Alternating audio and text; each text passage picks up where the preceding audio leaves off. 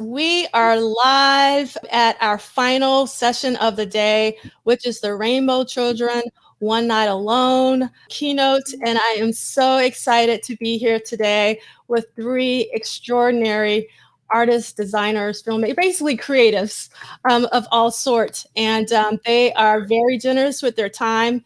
In my personal opinion, your most precious asset is your time, and that they are willing to spend their time with us today is a testament to their love of Prince.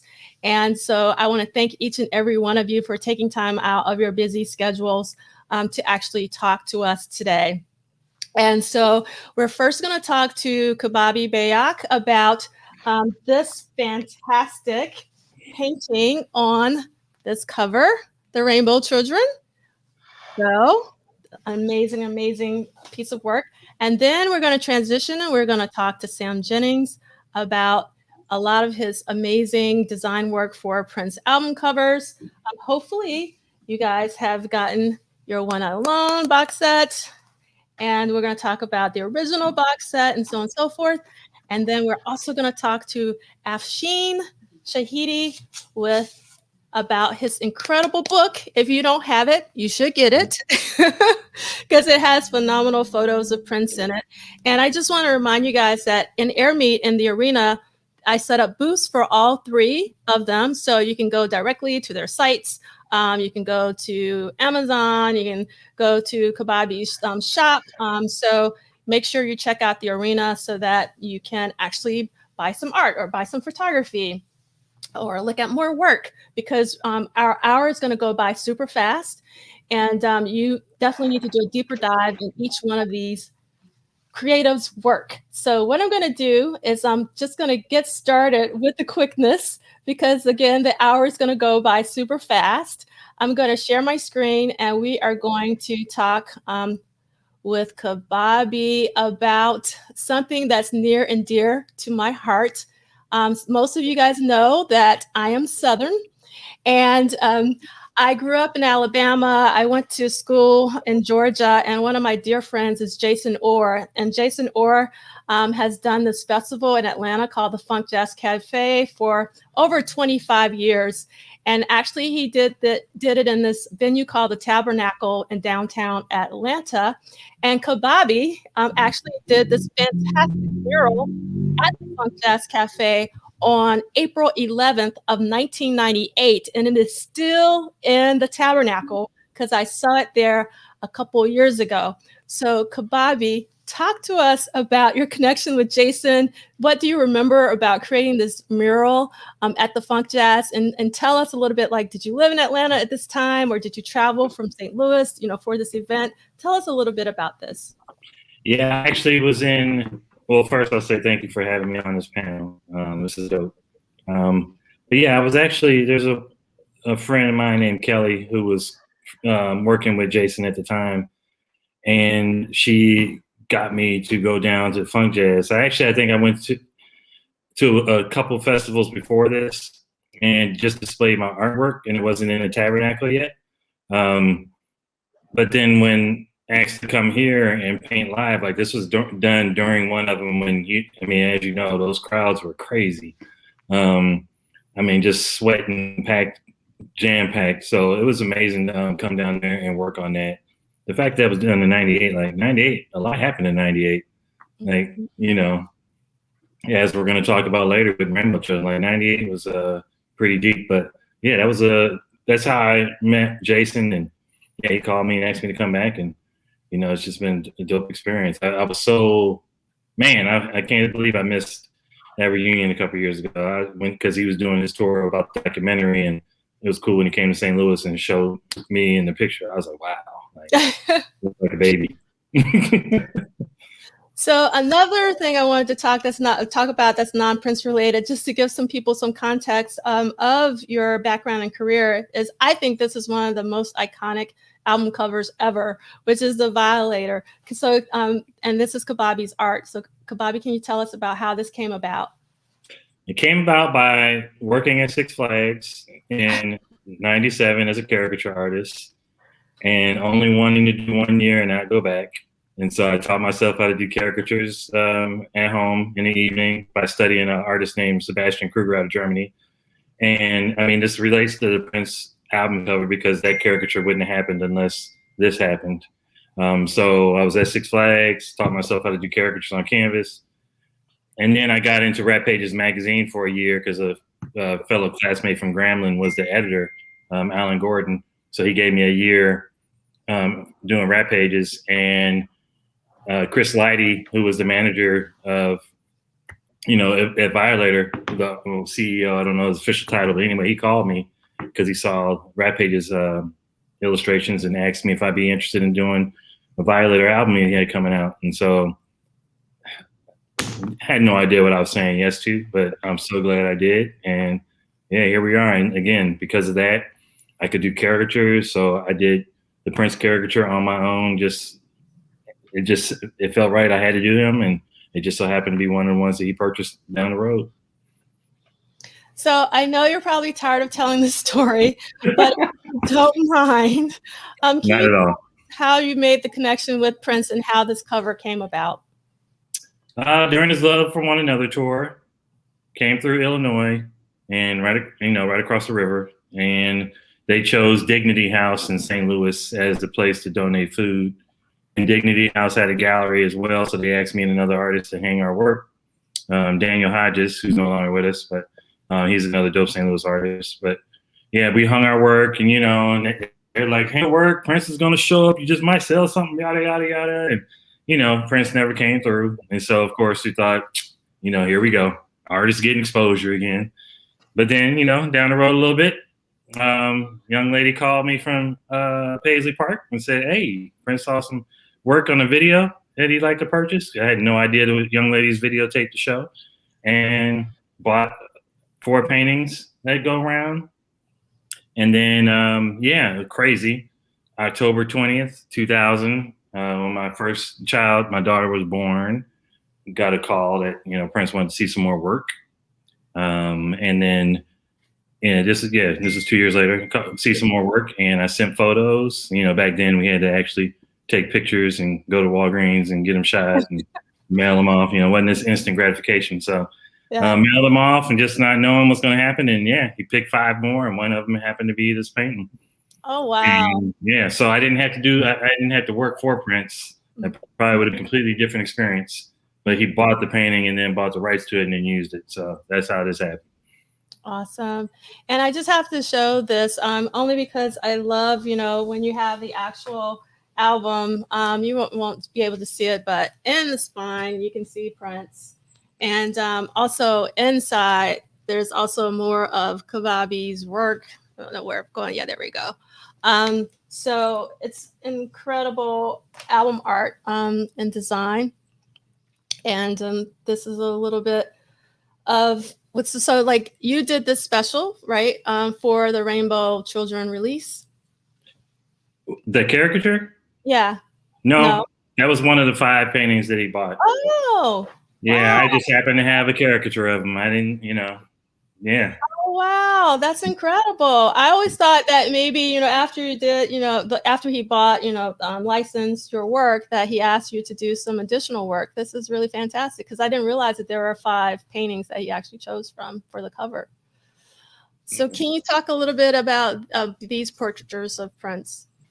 Yeah, these are portraits that I did in the last 3-4 years. I have a bed rest series that I did, and I was creating black and white paintings after I got hurt, and I was literally on the sofa and I couldn't do anything, so I started painting paintings, and Prince was one of the ones, the black and white.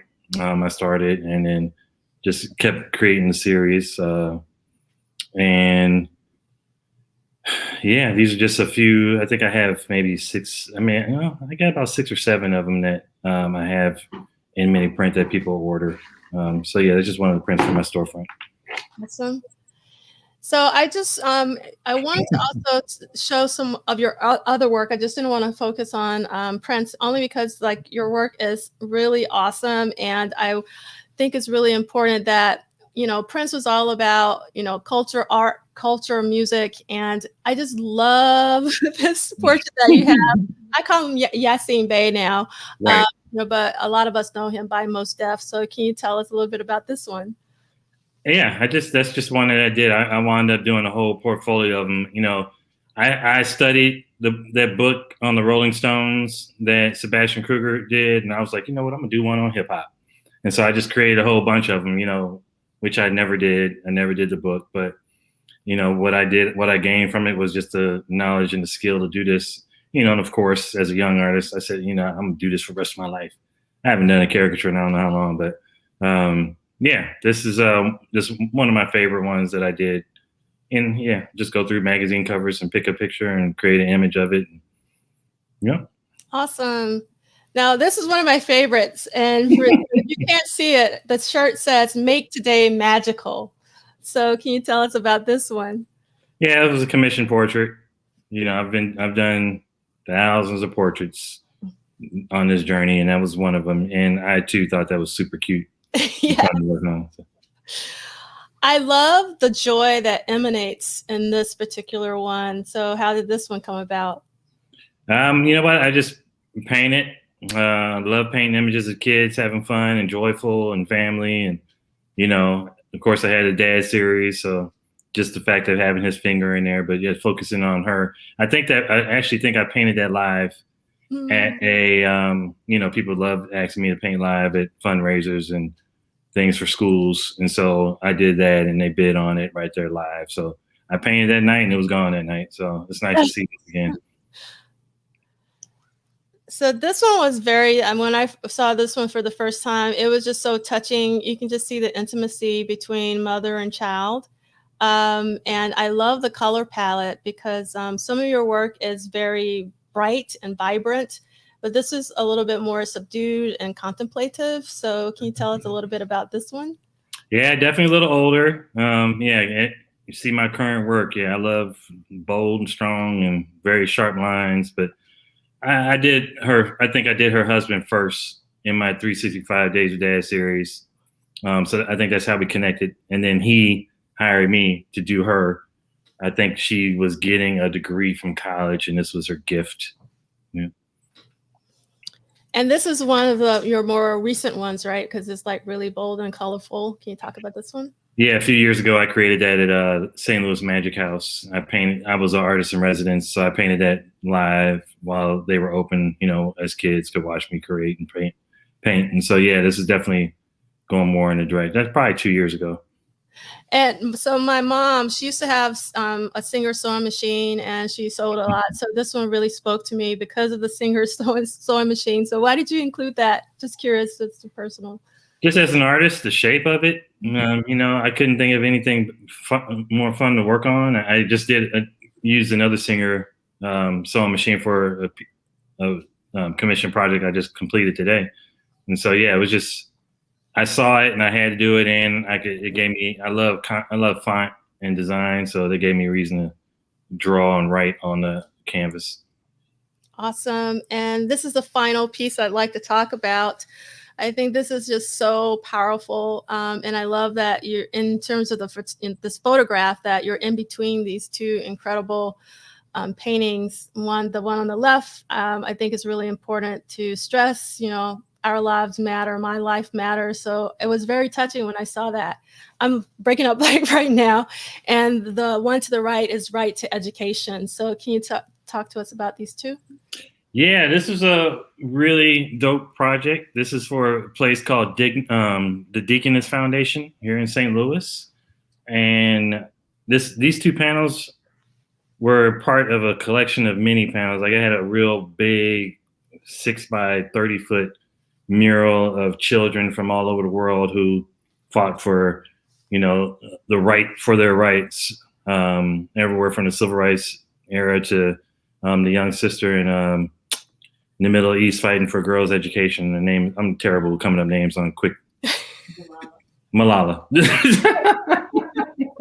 Yes. So those two pieces, I think I did that 3 years ago, and I thought it was important to make the young lady on the right, the one holding the right to education, just because what I was going with the dreamers and folks, immigrants. So yeah, I too really love that photo. In fact, I might post that on Instagram tonight. So thanks for seeing it. You're welcome. Thank you so much. So we're going to transition now, a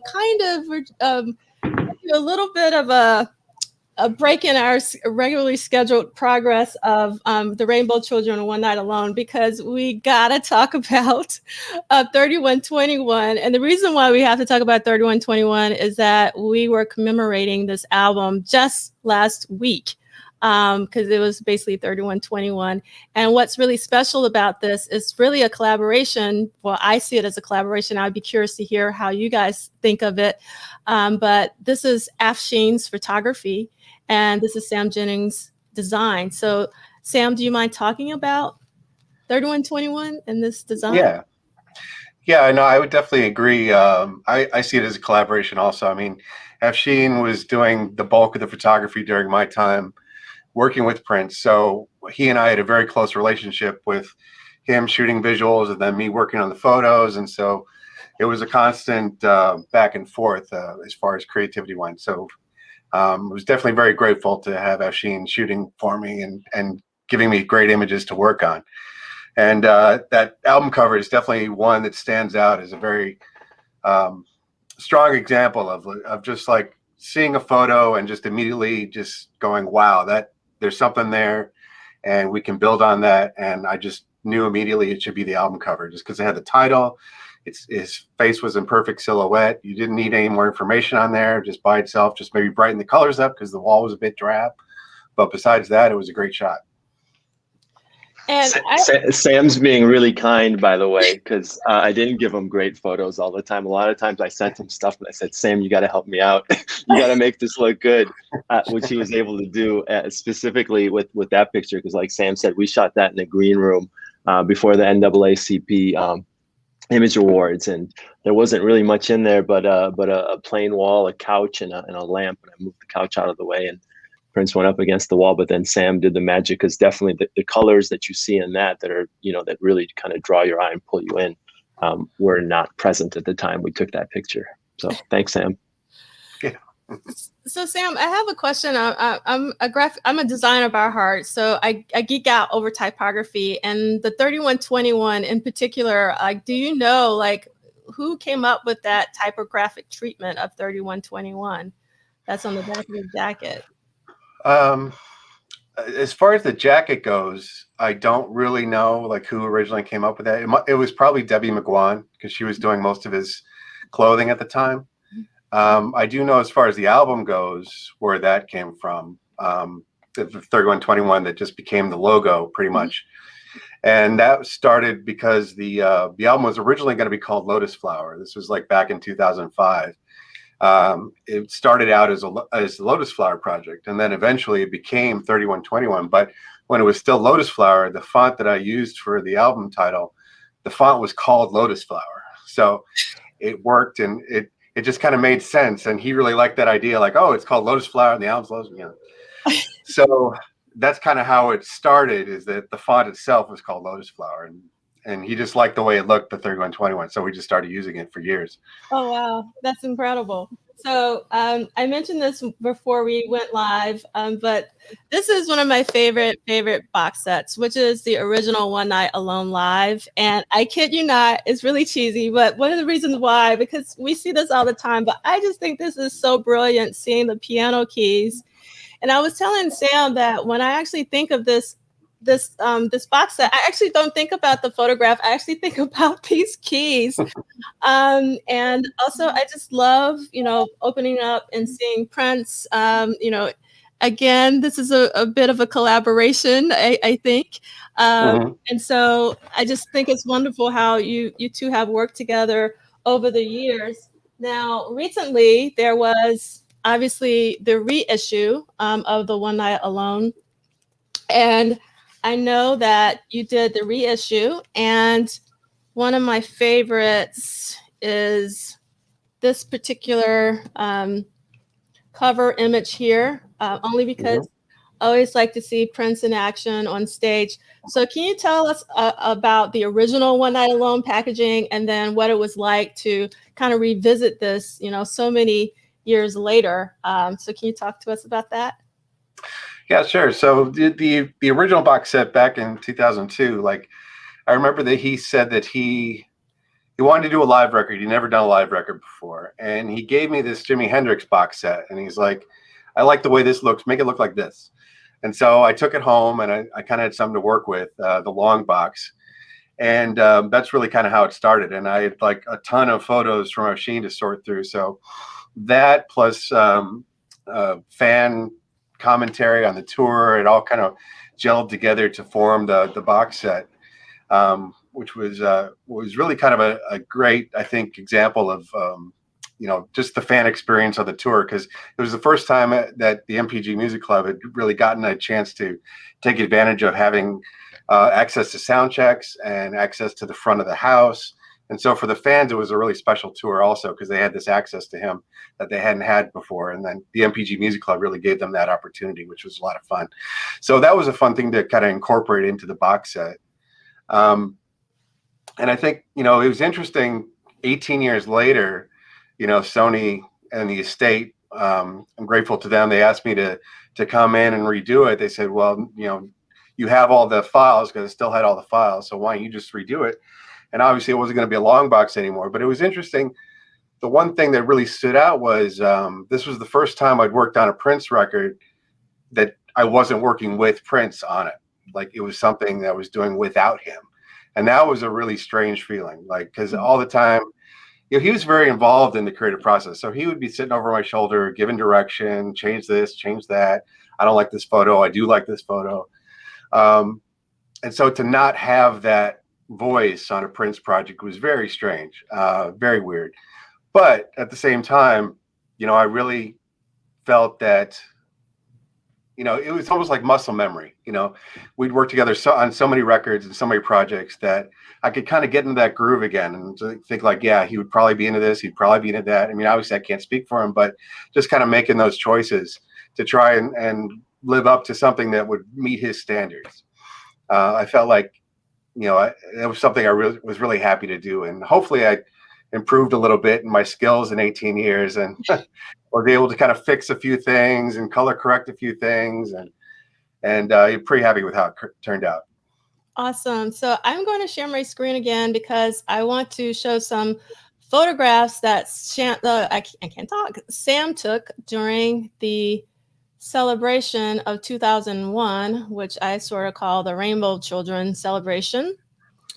And so I have several, but do you mind talking a little bit of, and also Afshin, I discovered actually was there, helping with the filming of this, because Kevin Smith was doing some filming. And so can you both speak to, and then also you see Kbaby. So like, I love this photo because, you have Kbaby's work. So this is the photograph that encompasses like all three of you that are on this panel, which is really interesting. So you all can speak to it, but let's start with Sam.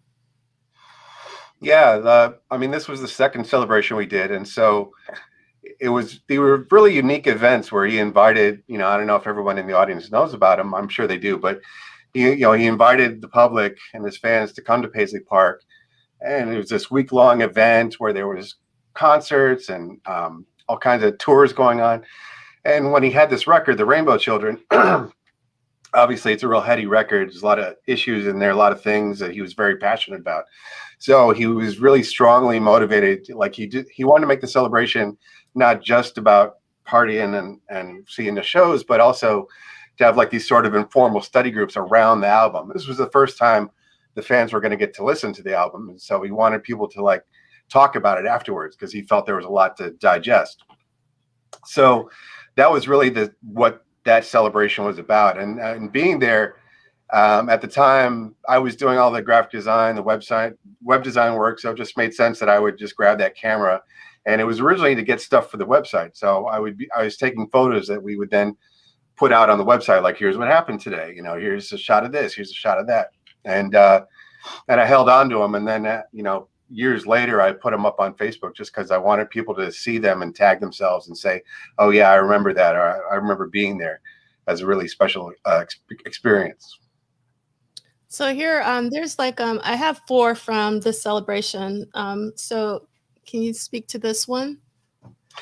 Yeah, so like once in a while, especially with the groups that were in the atrium where this was photographed, Prince would actually show up, and it was never planned. It was never like, oh, he's going to be here. It was always just kind of like him nonchalantly kind of appearing. And he would always get very excited about, watching these discussions. And initially, I don't think he would expected to jump in, but I think he couldn't really help himself. Like he just was really, excited by people talking about God and what the album meant, and he jumped in there and got involved, and so that's what this picture is showing. And Afshin, did you say you're in this photo? Is this the one you're in? Yeah, I am in the photo. If you look on the far right side, the first person you see the back of is actually Kevin Smith, and then right in front of him holding the camera is me. And this is, and I don't know if anyone's listened to Kevin talk about his experience coming to Paisley Park and working on the celebration and documenting it. But this was that, and I was one of the cameramen that was filming it for Kevin. And I hadn't seen this picture. I didn't even know Sam was back there taking pictures. So it was until he posted it that I'm like, I think that's me, and I have hair, and that was part of the reason why I couldn't recognize it at first, because I don't have hair anymore. But this is probably one of like 2 pictures that I have of that I'm in the same frame with Prince after working with him for 20 years. So thanks, Sam. And then can I just also say, Kbabi, it's nice we didn't get a chance to say hi beforehand, but it's really nice to put a face to the beautiful artwork, because every time I would walk into Paisley Park, your mural was just hanging in there, and I would look at it and just so it's nice to actually see you and say hello and be on this panel with you. Likewise. Thanks, sir. Yeah, absolutely.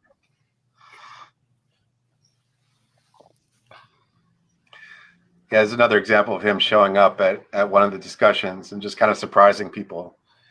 And I got to say, the fans were very respectful. They, nobody got crazy or tried to rush him or anything. I think if anybody in the audience has been to Paisley Park, I mean, I think there's kind of a understood feeling that you're a guest and that you should be respectful. And so I never saw anybody act crazy or be weird towards him, and he could just kind of be in the crowd, and it was very chill. And that was one of the concerts. Yeah. Erykah Badu was playing. This is one of my favorite shots of Prince, only because I loved when Prince wanted to be a support, sort of, I call it like a support guitarist of another artist. Like, he obviously did that with Ashley Tamar, went on tour with him, and I just love the shot. And then on the back of the photograph, when he sent it to Erykah, he said, from your new rhythm guitarist, which I thought was funny. That was a fantastic concert, and I was filming that as well. We were actually shooting it on film. But what I remember, and Sam, tell me if I'm correct, but during the concert, Erykah started undoing her, I'm not sure what you call it, but she unraveled it all the way, and her head was shaved, and it was really, really beautiful. Yeah, it was a great show. So now we're going to transition to Afshin, and I love this photograph, but there's so many amazing photographs in your book, and I wanted to ask you, why was this the one that you wanted to be the cover image of your book? That's a great question. I went through a lot of different images. A lot of them that the publisher was picking had already been seen, and I wanted to find a unique image. Also, it was one of my favorite shoots, even though it lasted like 5 minutes, but just kind of how impromptu it was, and how quickly it started and how quickly it ended. And I was just happy with like the 4 or 5 pictures that I got out of that shoot. So, and then just thinking about the overall kind of graphic design of the cover of the book, we had been playing with fonts and other things. And so when we pulled this up, the in-house designer, utilized, you can see the black bars that go across his chest, and then they have the small triangles. And so he utilized it in the cover of the book, and I thought it all worked together really well. So I went with it. I mean, one thing I love about the actual cover, you can't tell, but that pearlesque, like that texture, and also it's like embossed. That level of detail is just really beautiful and stunning. So I just wanted to tell you that this cover is incredible. Yeah, thank you. Yeah. It took a little doing. I learned a lot working with a publisher is probably very similar to working with a record label. And so I learned a lot through that process. I had Prince's voice in my head the whole time, trying to just hold out for what I thought was good. One other thing just about this photo series that always just kind of, drew my eye, and I don't know if a lot of people can see it, but the way that the light falls off in the back, but it comes out, it always looked like wings to me. Rather than like, the back of a trailer truck. So I always just, whenever I look at it, I see these wings coming out from behind him. Oh, that's beautiful. So I've always loved this photo. I love Sheila. I'm a huge Sheila, and I just thought they were so great together, and you can tell their camaraderie in this photo. So can you tell us a little bit about this one? Yeah, this is during One Night Alone. This was in Europe somewhere. I can't I probably have it written down either in the book or somewhere, but I can't tell you which city it was. But whenever they got together, there was this just amazing energy. I mean, at this point they've known each other, since they were kids, basically. Not really kids, but for a long time. And so they had a really kind of fun, playful energy. And the fans always loved it when Sheila came out, because it wasn't always apparent up front that Sheila was going to show up, and so she was the special guest, and people would go crazy. Now, one of my favorite photos of Prince is whenever he's in the airport. He just does. He's always running away from people in the airport. I think a whole series, like a photo series, could be done on Prince running away in the airport. Talk about this one. This is in Japan, and I think it was just the three of us flying from I think Tokyo to Sapporo, which was just a little bit further than he wanted to go on a bus or a train. And so we flew, and he was just messing around, pretending like he was his bodyguard's bodyguard, and protecting the bodyguard from the paparazzi taking his picture. That's awesome. This is one of my favorites. I just love the color. I love how contemplative he looks. I love the hair. I love the expression. Tell me how you captured this one. This one's beautiful. Couple of things about it. One, this is probably one of the first outings I had with Prince. And, I photographed his band at Paisley Park. That was kind of the audition, I think. And then I photographed him there. And then after that is when he asked me to go on tour, and that tour was One Night Alone. And so I think this is in New York at the Lincoln Center. And I was trying to think of how I could photograph him differently than everyone else that had so beautifully photographed him for all the years before. And naively, I chose to shoot medium format, because I thought that would be a cool and different thing, and it typically would. But medium format in a studio is fantastic, but in low light, moving situations, it's a really difficult medium to work with.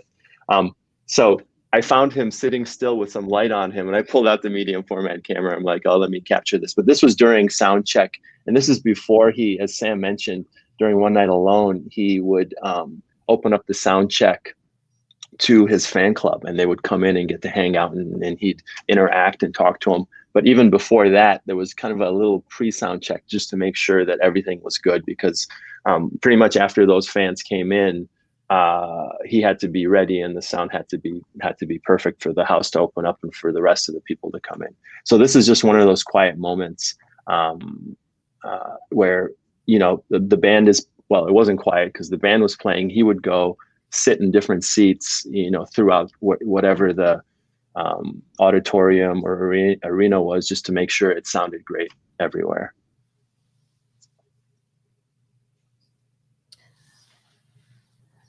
So I just love how badass Prince looks in this photo, and also the lighting is really fantastic. So this was a London after show. Can you talk a little bit about this? Yeah, well, I like it for that exact same reason. I mean, he looks really, like you said, badass here. He looks like just a rock star. And this was an after show at the Marquee Club, which I heard is no longer there. But this image and this series, but this is probably the best one out of the few right there. I always loved, because when I first met Prince, it was during I think the Gold Experience, and that's when he was, you know, at the height of rock stardom. And that's when people said, you know, don't look at him, don't talk to him, all the business that they would tell you, if, you know, when you went into Paisley Park. And I didn't listen to any of it, and somehow I managed to you know, stay for a little bit. And then when I started photographing him, you know, One Night Alone was a jazzy, mature kind of thing, which was cool, and I loved it. But then to go out and then to see him kind of turn into the rock star again was really cool. So for the same reason, that's why I like this picture a lot. So one of my favorite things on earth was when I first saw the America video, because I knew Prince could play the drums, but I had never seen him play the drums. And it's actually kind of rare to see Prince on drums. So I really love that you took this photo of Prince. And can you tell me a little bit about this? This is during the One Night Alone tour. Yeah, again, similarly, just whenever he would get on the drums, and it wasn't always at the same time, and it didn't happen at every show. It just always felt special, and I never knew when it was going to happen, so I wasn't necessarily at the right place. And that stage was more difficult to photograph anyone that was in the back. So I had in my head, the next time Prince gets on the drums, I got to figure out, you know, how to get a good image. And I think that one, they had a barricade, you know, that at some of the smaller venues they would have up front, you know, that separated. I think they had like the guards and the barricade and then the fans. And I like literally just got up and stood up on top of the barricade to just be at a level where I could get his face and not the, you know, the drum covering his face. And I think I got one or two, and then the rest are either out of focus or, you know, I was falling. I don't know. Yeah, this is an incredible shot. And also, again, like the color is like really luscious and cinematic. Now, I always knew that Prince watched himself, but I don't think I've ever seen a photo of Prince watching himself. So I think this is a brilliant photo. So yeah, can you talk a little bit about this one? So this is a Tonight Show green room. Yeah. Similarly, I wasn't sure what Prince would think of the photo. I took it anyway. I'm like, is he gonna like looking at himself, watching himself? I didn't know, but he did. I mean, he watched every performance. At the end of One Night Alone, he'd watch the tapes. At the end of Musicology, he would watch the tapes. A lot of times he'd have the band come in and they'd watch the whole performance and, you know, kind of critique it, and they'd have a good time doing it. But yeah, I just, you know, it was interesting. It was just a real moment. I mean, so many of the moments that I shoot, they're either he's performing live or, you know, they're portraits in their stage. And so I always enjoyed being able to just capture kind of real moments that happened. And he felt comfortable enough with me to just kind of let me be, you know, in the room and a fly on the wall. So I think this is a pretty iconic photo during the One Night Alone tour with the band. And I just love, you know, the smirk on Prince's face. And also Sheila is, you know, giving face. And I just love the joy of faces of Renato and Rhonda. So do you remember shooting this? I do. I took it upon myself to try to figure out a band shot in every city that we went to, and it was always kind of backstage and rushed. You know, they didn't want to shoot until they were all ready, and typically they were all ready just like minutes before they had to go up on stage. So I didn't really have a lot of time. And then if you see some of the other band shots, I'm Iranian, and I think somewhere in my visual an aesthetic past, there's something about symmetry. And so if you see it, and it makes sense for Prince to be in the middle, but he's pretty much in the middle of every single band shot. And then I've made them as symmetrical as possible. Here, not so much, but some of the other ones are that way. But I would always look for a place, you know, that looked interesting. It wasn't always available just backstage at these different venues. So, but that didn't really matter because it was the people in the picture that really mattered. So I'm actually going to stop sharing my screen. I actually have a lot more amazing photos by Afshin, but I want to be mindful of the time, and because I want to ask some questions of you. And I want to start off with Kbaby. And how does it feel, Kbaby, to be forever linked with Prince, with the Rainbow Children? It's such an iconic cover. I see it every day. I have it up in my home. And so I'm constantly looking at this incredible art. When you go to Paisley Park, you see it. So you're forever linked. How does that feel? Yeah, my first time going to Paisley Park was 2018. And so I went to that celebration in 2019. And so to see the painting in the park and be one of the only paintings up on display, like, I mean, you just can't plan for anything like that. So, I mean, I'm just grateful. Like, yeah, it was just dope. And to go and experience it, I believe I got a better feel of just the size of that space, and then to know at times he was in there by himself, and just relentless commitment to his craft. And as an artist, I'm sometimes reminded that I have to sleep and rest, and you can't just create nonstop. Like, I kind of got a different appreciation for just who he was. So I'm honored. Like, who else would you want to be linked to? Like, yeah, you're linked to one of the greats. So. Definitely.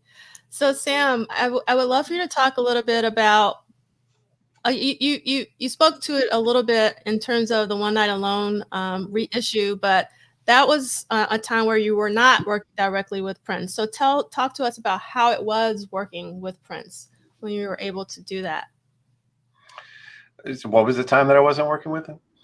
Yeah, just like when you were like during the original One Night Alone box set, you were obviously getting feedback from Prince, but then with the reissue, he was no longer there, so you weren't getting that feedback. So like what was it like working with Prince on design projects? What kind of feedback would he give you? Like for instance, I told you I worked with David Bowie on a couple of projects, and he was very generous, but he didn't give me any feedback. He told me to do whatever I wanted because he wouldn't want me to tell him what to do in the studio. So he wasn't going to tell me what to do, with my design and development of his websites. So I was curious, I think Prince was a little more hands-on than that.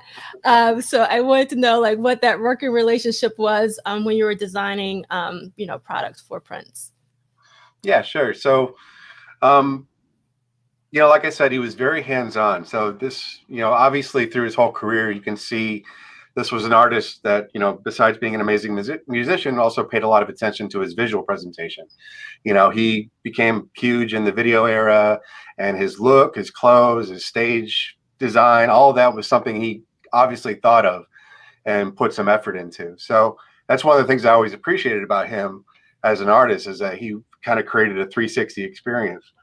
And so to be able to contribute to that with my skills was something I was really proud of and happy to do. And I always say that if Prince knew how to use Photoshop, I wouldn't have had a job, just because he really did want to just kind of get in there and do everything.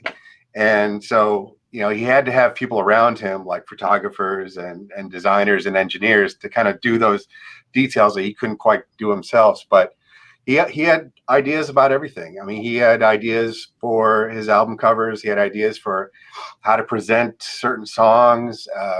I'd kind of give him a few options to kind of choose from, and then work on those. And there were some days where he was very kind of like, oh, whatever, it's fine. Other days where he'd be like, no, that's terrible, do it over. And I really appreciated that, because for me, I really wanted someone to kind of give me direction. I didn't want to just be like, well, maybe this is okay, I don't know. And I, from Chicago, I could take kind of some harsh criticism. Like I didn't get personal about it. I didn't put my ego into it. If he said it looked terrible, it's his name going on the thing. So I'm going to make it look the way he wants it to. And so I appreciate that level of involvement, and that he would want to come in and check on me. You know, a very typical thing. I lived in Chicago, but I'd go to Paisley Park about once a month to work with him directly in Minneapolis. And one thing he liked to do is he'd have me working on something, and then he'd go to the studio and he'd record a little whatever. And then he'd call me and say, "Is there something to see?" And then if there was, he'd come up and he'd look at it and make some changes and move this around, move that around. And then he'd go back to the studio. So that was the kind of work environment that I think he really liked, that he could just kind of keep going. While the engineer was messing around with something, he'd come to me. While I'm messing around with my thing, he'd go record some stuff. That was the kind of environment that Paisley Park was. Awesome. Thank you so much, Sam. So I actually have a question from the audience, and I probably will only have this time for this one question from the audience, from Cabria for Afshin. And the question is, would Prince instruct Afshin in terms of the types of shots he wanted him to take, or did Prince give him freedom to decide? Both. So sometimes, as Sam said, sometimes Prince had a idea in his head already cemented, and would say, "Hey, I want to do something like this." He'd sometimes give me a visual reference.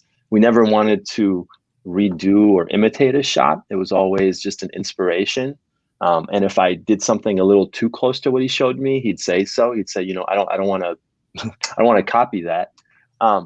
And then sometimes it really was just, "Hey, what do you think? What would you like to do?" He'd walk in and say, "Do you have something for me?" And I hopefully by the time he'd shown up, I had a couple of ideas or found some unique places to photograph him. A lot of the work that I did was on the road, and so I was walking into new situations and venues, and so I had to always kind of look around to see where would be fitting. And what I always attempted was to put him in unique, like the cover that you saw with Prince in the back of a trailer truck. Once I convinced him to go under the bleachers at the stadium that we were at, and it was like before he came, I had to kind of like move the beer bottles and the popcorn and the sticky stuff. But he followed me, and we were under these things, and it was a cool spot. So he was definitely open to my suggestions and collaborating, and what was always fun was the fact that I never knew what would become of the images. And then so like a week later, Sam would show me like, "Oh, hey, look, it's the album cover," or Prince would, I'd walk into his house and he'd have one of the images printed and framed and large up on the wall. So that was always a really interesting part of working with him. So another question, Afshin, for you. A lot of people are wondering if you're ever going to release the B-sides photo book. Everyone sort of wants to know if that's going to happen. I want to know that too. I will tell you that there's a couple of special things in the works. I can't tell you what they are, but hopefully we can talk about them soon. Awesome. That's so great to hear. So again, we got 8 minutes. So I want to talk to each one of you as a final sort of question or comment. Afshin, you worked with Prince for a very long time. And now that he's no longer with us, I'm sure there's some things that trigger maybe some conversations that you've had with him. So like what did you take away that helps you now with your time with Prince? Is there a saying or phrase that he might have said to you, to help you get through, a working situation or a personal situation? So what have you taken away? There's a lot that he said to me, and I'm sure if you talk to anyone that was around him for any period of time, they can tell you about all the gems of wisdom that Prince dropped on us. But one thing that's kind of always stuck with me, and it's something that he had painted up in his bedroom or his apartment at Paisley Park, because he had an apartment. So if he worked really, really late, he had a place to rest. And I think I'm paraphrasing, but whatever you think is true. And that kind of spoke to how he lived his life, because whatever he wanted to manifest, he could manifest. And so people joke about Prince saying, I want a camel at 2 a.m. in Minnesota, but he, if there was anyone, he was the one that could make those things happen. So I think that statement has always just, that when I think of Prince, I think of that. Yes, that's actually on my desktop. Everything you think is true is the phrase. It's a powerful, powerful phrase. So thank you for that. Right. That the opposite part of it, maybe it's obvious, but the opposite part of it is that if you believe you can't do something, you won't be able to do it. But if you believe you can, then you will. And for you, Sam, so like when you think of Prince, is like what do you think of in terms of something we can give to the audience, for Prince being motivational or inspirational, just something that you think of when you think of Prince? Well, yeah, I think like Afshin said, everybody that worked for him kind of got that, like, anything is possible vibe from him for sure. But I just think as a creative, as an artist, and Kbaby kind of spoke to this too, is that, this was a guy who really was so dedicated to what he was doing, so dedicated to his craft. I mean, I really appreciated that he was somebody who worked on such a high level and had such focus on his creative energy and his creative ideas. And I always really appreciated that about him. And it always inspired me to like keep creating and keep producing, because this was somebody who dedicated his whole life to that and was able to do it on such a magnificent level. And we all can't quite aspire to that same level of genius, but we can all do our own thing. And here's somebody who did his own thing and it worked out. And so anybody, I mean, he didn't come from a rich family. He didn't come from any place of privilege. He just did it all himself because he wanted to. And so I really appreciate that. Thank you so much, Sam. Now, Kbaby, so I teach at NYU and I teach in a program called Integrated Digital Media. So I've drawn all my life up until when I went to engineering school and I stopped drawing the exact same year I started.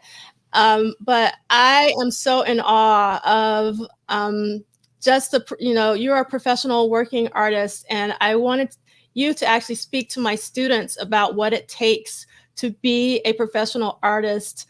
So do you have any advice for the students about how you keep your craft up, how you grow as an artist? You know what? A young lady asked me earlier, she said that she was new and she was looking for her style and wanted to find her tribe. And I just said, you know what? One thing you can't do is focus on your style, focus on being consistent, especially if you're just starting this, just work. I was like, you're going to trip into your style. It's going to come from all kinds of influences, and you might limit yourself from, whatever you can add to your craft. So I say, bottom line, you just have to work. And, as a testament to our talk tonight, like, you got to believe in yourself when nobody else does, and stop asking everybody if they like your work. Like, just work, because somebody can say the wrong thing and crush you, and you could be on your way headed to something, and somebody say, Sometimes you just have to just not ask and just do what you feel inside and just do it and just keep on doing it. And then, yeah, you have no idea what the gift is in the journey. I think that's a really great way to end, because we should all know that Prince had an incredible work ethic. It wasn't magic. He worked really hard. So Kbaby, thank you so much for saying that to my students, and hopefully they will listen because right now there is a lot of, do you like this? Is this working? But, really believing in yourself and going and believing in your own journey, I think is so very important. So again, I really would love to keep you guys here, but I am very mindful of time. Thank you so very much for sharing your time with us. I hope that you enjoyed the conversation. I know that I personally did. I am forever grateful that you took the time to speak with us today. And I really can't wait to see what's next. I'm waiting for that B-sides or the next project that you will reveal to us. Afshin and Kbaby, your work is incredible. And Sam, you can't grow hair, man. Yeah. Thank you, D'Angela. It was great. Thank you. Enjoyed talking to you. Thank you so much.